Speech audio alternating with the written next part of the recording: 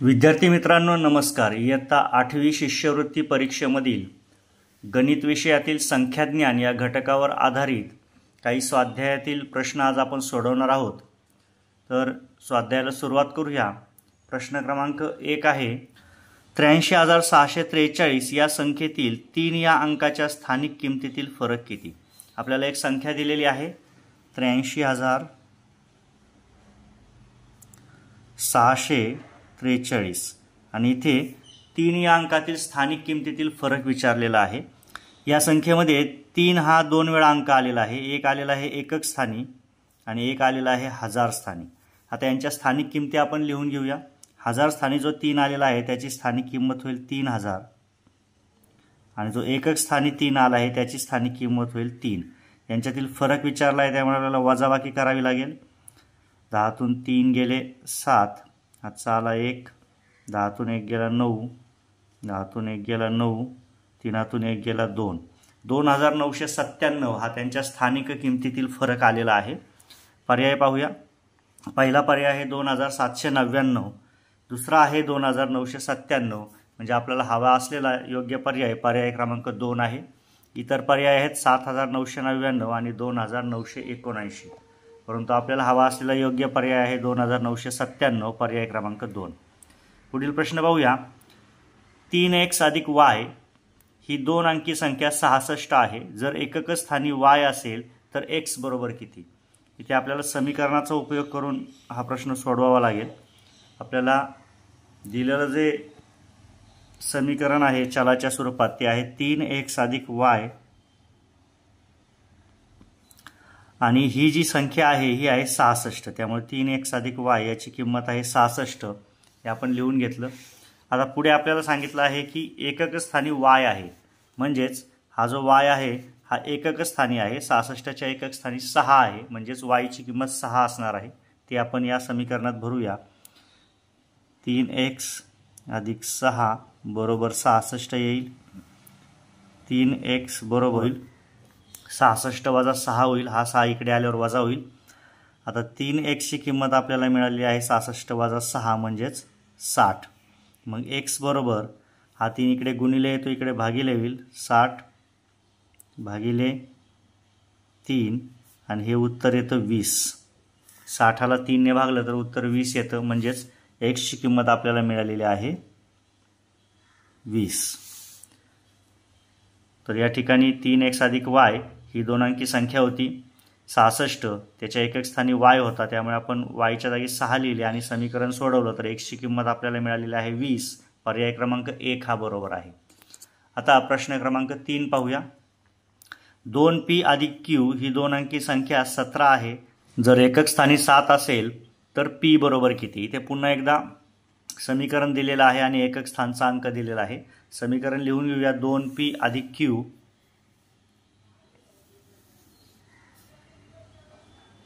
2p अधिक q बरोबर 17 आहे आणि एकक स्थानची संख्या आपल्याला दिलेली आहे 7।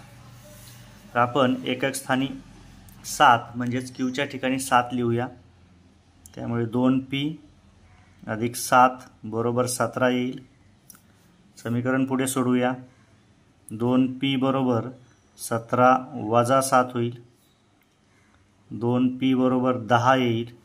मग p बरोबर 10/2, इकडचा गुणिले इकडे भागिले झाला, 2 पंचे 10, त्यामुळे p बरोबर 5 येणार आहे। तर p बरोबर 5 असं आपल्याला उत्तर मिळालं। या ठिकाणी पर्याय क्रमांक 3 आहे 5, त्यामुळे इथे या प्रश्नाचं उत्तर पर्याय क्रमांक 3 आहे। पुढील प्रश्न पाहूया। 5 फुली 4 फुली या संख्येत फुल्यांच्या जागी समान अंक आहेत। त्यांच्या स्थानिक किमतीतील फरक 297 आहे, तर फुल्यांच्या जागी टिंब हा अंक असेल। आपल्याला पर्याय दिलेले आहेत 1, 5, 2 आणि 3। पहिल्यांदा आपण संख्या लिहून घेऊया। संख्या आहे 5 फुली 4 फुली। 5 नंतर आपल्याला फुली दिली आहे, त्यानंतर 4 आहे आणि पुन्हा त्यानंतर फुली दिलेली आहे। आणि इथे आपल्याला अशी संख्या किंवा असा अंक घ्यायचा आहे की त्याच्या स्थानिक किमतीतील फरक 297 असा आला पाहिजे। तर आपण एक एक संख्या घेऊया। पहिल्यांदा लक्षात घेतलं पाहिजे की ह्या दोन फुल्या ज्या आहेत त्या शतक आणि एकक स्थानच्या आहेत. आता पर्याय क्रमांक 1 आहे 100. जर आपण 1 घेतला तर शतक स्थानची स्थानिक किंमत येईल 100 आणि एकक स्थानची येईल 1, फरक येईल 99. आपल्याला 297 फरक हवा आहे. पर्याय क्रमांक 2 आहे 5. शतक स्थानी जर 5 घेतले तर 500 होतील. एकक स्थानी 5 घेतला 5 होईल. 500 वजा 5 495 येईल. 5 सुद्धा चूक आहे. 2 हा अंक घेतला तर 2 शतक स्थानी असताना त्याची स्थानिक किंमत होईल 200. एकक स्थानी 2, 200 वजा 2 198 होतील. आता राहिला 3 जर घेतला तर इथे शतक स्थानी होतील 300 आणि एकक स्थानी होतील 300 वजा 3 297 अगदी बरोबर हीच वजाबाकी येईल. तेव्हा याचं उत्तर पर्याय क्रमांक 4 हे आहे. 5वा प्रश्न आहे 57,83,542 या संख्येमध्ये 4 या अंकाची स्थानिक किंमत खालीलपैकी कोणती आपल्याला ओळखायचं आहे. संख्या लिहून घेऊया. 57,83,542 अशी संख्या आहे. 57,83,542 ही आपल्याला दिलेली संख्या आहे आणि यामधील 4 या अंकाची स्थानिक किंमत आपल्याला खालीलपैकी शोधायची आहे. आता 4 जो आहे तो दशक स्थानी आहे. 4ची किंमत आहे 40 आणि जर आपण 10च्या घाताच्या गुणाकाराच्या स्वरूपात जर 4ची स्थानिक किंमत लिहायची असेल तर ती येईल 4 गुणिले 10. इथे 10चा पहिलाच घात आहे त्यामुळे आपण 4 गुणिले 10चा पहिला घात अशा पद्धतीने लिहू शकतो. तेव्हा इथे 4 गुणिले 10चा चौथा घात आहे. 4 गुणिले 10चा घन आहे. 4 गुणिले 10चा वर्ग आहे आणि चौथा पर्याय आहे 4 गुणिले 10चा पहिला घात. जे आपण हे उत्तर आपण शोधलेलं आहे. तेव्हा याचं योग्य उत्तर पर्याय क्रमांक 4 हे येणार आहे. पुढे प्रश्न 6वा आहे 53.436 या संख्येत 4च्या उजवीकडील 3 या अंकाची स्थानिक किंमत व 4च्या डावीकडील 3च्या किती पट आहे. आपल्याला इथे संख्या दिलेली आहे 53.436. ती पहिल्यांदा लिहून घेऊया आपण. 53.436 ही आपल्याला दिलेली संख्या आहे आणि प्रश्न विचारला आहे या संख्येत 4च्या उजवीकडील 3 या अंकाची स्थानिक किंमत. 4च्या उजवीकडील 3 जो आहे तो हा आहे. याची स्थानिक किंमत येईल 0.03 आणि 4च्या डावीकडील 3च्या किती पट आहे. 4च्या डावीकडे जो 3 आहे तो एकक स्थानी असलेला 3 आहे त्यामुळे याची जी स्थानिक किंमत आहे ती 3 येणार आहे. आता दोघांची स्थानिक किंमत आपण इथे लिहून घेतलेली आहे. प्रश्न पाहूया काय. उजवीकडील 3 या अंकाची स्थानिक किंमत 4च्या डावीकडील 3च्या किती पट आहे. आता हा उजवीकडचा 3 जो आहे त्याची स्थानिक किंमत आहे आणि ती डावीकडचा जो 3 आहे त्याच्या स्थानिक किंमतीच्या किती पट आहे. त्यामुळे याला आपल्याला 3 ने भागावं लागेल. ते व्यवस्थित लक्षात घ्या. आपल्याला हा याच्या किती पट आहे हे पाहायचं आहे त्यामुळे आपल्याला याला छेदात घ्यावं लागेल. तर हा भागाकार येईल 0.01. आता इथे आपल्याला 10च्या घाताच्या स्वरूपात दिलेलं आहे त्यामुळे आपल्याला या संख्येचं 10च्या घातामध्ये रूपांतर करावं लागेल. तर 0.01 म्हणजेच 1/100 असं आहे.